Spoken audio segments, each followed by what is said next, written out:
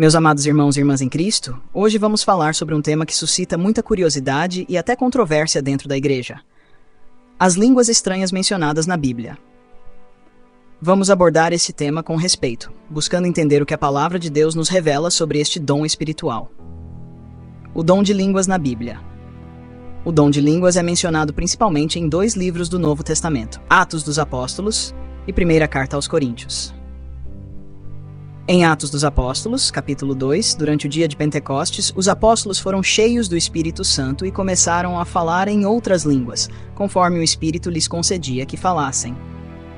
Essas línguas eram entendidas pelas pessoas de diferentes nações que estavam em Jerusalém naquela ocasião, cada uma ouvindo em sua própria língua materna.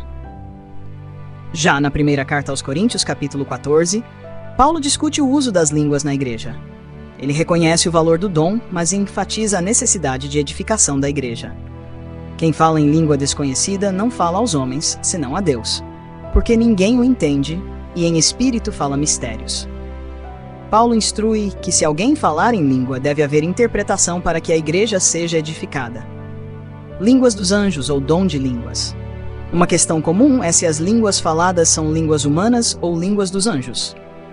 Na primeira carta aos Coríntios, capítulo 13, versículo 1, Paulo diz: ainda que eu falasse as línguas dos homens e dos anjos e não tivesse amor, seria como o metal que soa ou como o sino que tine. Este versículo é frequentemente interpretado de 2 maneiras. Ou Paulo está usando hipérbole para enfatizar a importância do amor, ou está se referindo a uma linguagem celestial. No entanto, não há uma evidência bíblica concreta de que as línguas faladas no dom sejam literalmente línguas angelicais.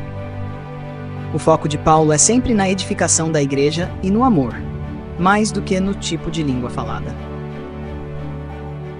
Os dons do Espírito Santo. Os dons espirituais são dados pelo Espírito Santo para a edificação do corpo de Cristo. Paulo descreve esses dons na primeira carta aos Coríntios, capítulo 12, versículos 7 a 11, incluindo a palavra de sabedoria, a palavra de conhecimento, a fé, os dons de curar, operações de milagres, profecia, discernimento de espíritos, variedades de línguas e interpretação de línguas. Cada um desses dons é importante e deve ser usado para o bem comum e a edificação da igreja.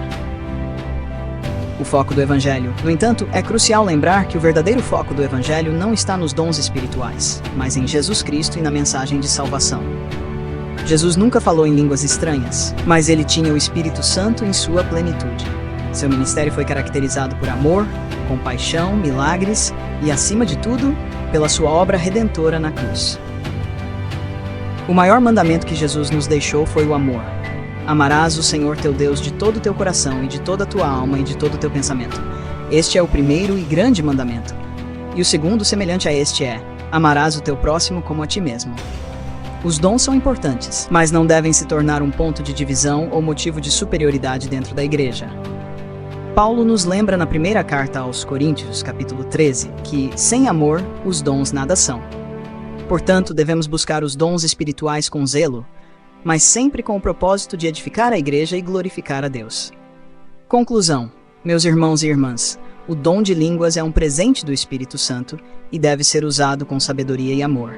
Seja em línguas humanas ou espirituais, o importante é que tudo o que façamos seja para a edificação do corpo de Cristo e para a glória de Deus. Devemos lembrar que o foco do Evangelho é Jesus Cristo, sua vida, morte e ressurreição, e o amor que ele nos ensinou a viver. Que possamos buscar os dons do Espírito, mas acima de tudo, que possamos viver o amor que é o maior de todos os dons. Que Deus nos abençoe e nos guie em toda a verdade. Amém.